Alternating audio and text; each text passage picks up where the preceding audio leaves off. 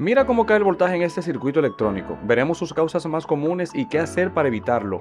En términos prácticos, la caída de voltaje se refiere al voltaje que se pierde entre la fuente y la carga, sea en cables, empalmes, el aire, pistas electrónicas, inducción, componentes y sí, en protoboard. Todo lo que represente una resistencia no deseada provoca una caída de voltaje. Hoy vamos a empezar a trabajar con el simulador. Luego vamos a mostrar un video del circuito real donde veremos la caída de voltaje que les menciono.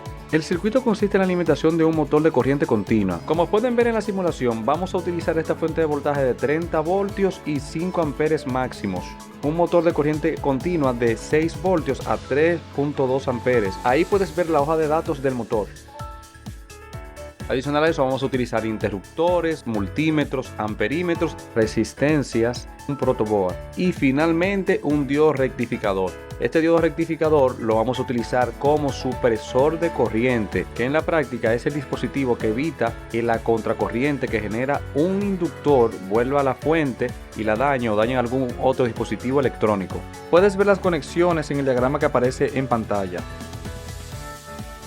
Tendré pendiente que esto es un simulador, es decir que vas a ver algunos comportamientos extraños y hay dispositivos que pueden trabajar por encima al voltaje para el que están diseñados en la realidad. Pero en términos prácticos, esta simulación te da una idea muy cercana a la realidad.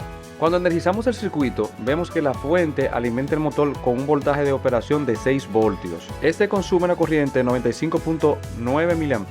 Me imagino que podría estar en vacío, ¿verdad? Y esta es la forma ideal en la que debería funcionar el circuito. Primero, simularemos la caída de voltaje a la salida de la fuente. ¿Sabías que los cables defectuosos o con problemas de empalmes en los circuitos electrónicos pueden agregar resistencias no deseadas que van desde 0.5 hasta 1 kiloohmio? Y esto es lo que vamos a simular y para ello vamos a utilizar un potenciómetro que representará la resistencia parásita que se crea por el cable viejo o empalmes defectuosos. Puedes ver las conexiones en el diagrama que aparece en pantalla. Inicialmente ajustaremos el potenciómetro a 0.5 ohmios y así simularemos la caída de voltaje en el cable que está a la salida de la fuente. Y aquí vemos cómo de inmediato aparece una caída de voltaje de 0.9 voltios. Como ven, el voltaje de alimentación antes de nuestra resistencia parásita es de 6 voltios y a la salida es de 5.91 voltios. Y si hacemos la operación aritmética tenemos una diferencia de 0.9 voltios. Y haciendo un breve ajuste al potenciómetro que representa nuestra resistencia parásita, si lo colocamos a 100 ohmios, veremos cómo cae hasta 2.3 voltios. En una alimentación de 110 voltios esto apenas se nota, pero en electrónica define si tu circuito funciona o no, ya que como sabemos, la mayoría de los dispositivos electrónicos trabajan desde 5 voltios hacia abajo.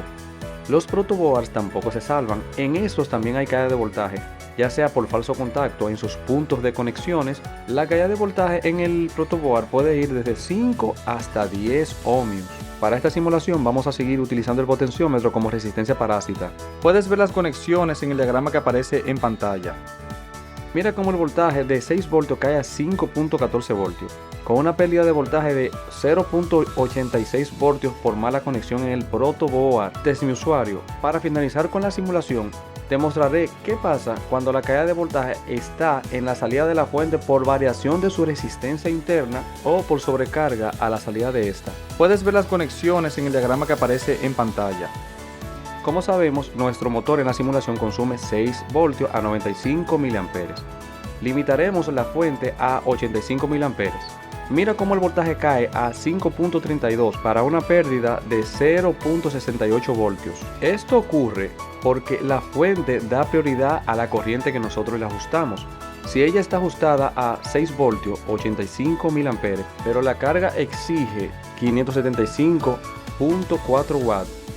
Esto significa que la carga o bobinado del motor es de 62.56 ohmios. Entonces, la fuente calcula qué voltaje debe entregar para que circulen los 85 mA.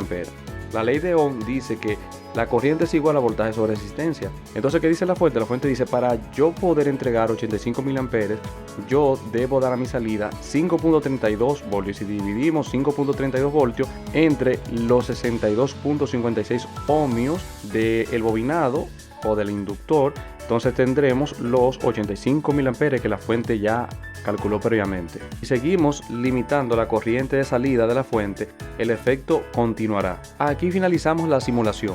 Ahora les mostraré el video donde alimentamos un LED de alta potencia de 3 voltios a 1 watt con una fuente de 5 voltios. El LED es activado por unos pulsadores de carbón y tiene una resistencia de 4.7 ohmios a 1 watt. Como pueden ver en pantalla, este es el diagrama de circuito que vamos a utilizar. Miren la alimentación del LED, que es de 2.89 voltios, pero en la resistencia se cae en 0.39 voltios. El voltaje a la salida de los pulsadores es de 3.26 a 3.43 voltios, a pesar de que la alimentación principal está en 5 voltios DC. Al medir el consumo total, vemos que el amperaje de este circuito es de 60 mA. De inmediato, si implementamos los conocimientos adquiridos en la práctica anterior, notaremos que el voltaje se está cayendo en los pulsadores de carbón. Estos dispositivos pueden representar resistencias no deseadas o resistencia parásita que van desde 0.5 ohmios hasta 5 kiloohmios. Si sacamos cálculo de los 5 voltios que salen de la fuente menos los 3.26 voltios que se caen en la resistencia y el LED, tenemos una pérdida de 1.74 voltios. ¿Cómo podemos solucionar este problema? De diferentes formas. De entrada es importante que tú sepas que los pulsadores de carbón no están diseñados para manejar potencia, sino más bien señales de control. Aquí lo que hacemos es tirar una conexión directa desde la fuente hasta la resistencia del LED. Con el pulsador de carbón vemos que el voltaje que llega a la resistencia es de 3.43 voltios, pero al conectarnos directamente a la fuente dejamos fuera el pulsador de carbón y vemos cómo el voltaje a la entrada de la resistencia del LED sube a 4.78 voltios. Sin embargo, recuerden que la salida de nuestra fuente es de 5 voltios, pero esto se lo vamos a dejar de tarea a ustedes desde mi usuario, para que investiguen si la caída está a la salida de la fuente, ya sea por una variación de la resistencia interna o sobrecarga, o está en los falsos contactos del protoboard. Me cuentan en los comentarios. Las recomendaciones que yo le hago para evitar la caída de voltaje en resistencias no deseadas o parásitas son las siguientes. Realiza las conexiones y empalmes adecuados. Calcula correctamente todos los elementos del circuito, fuente, cables y carga.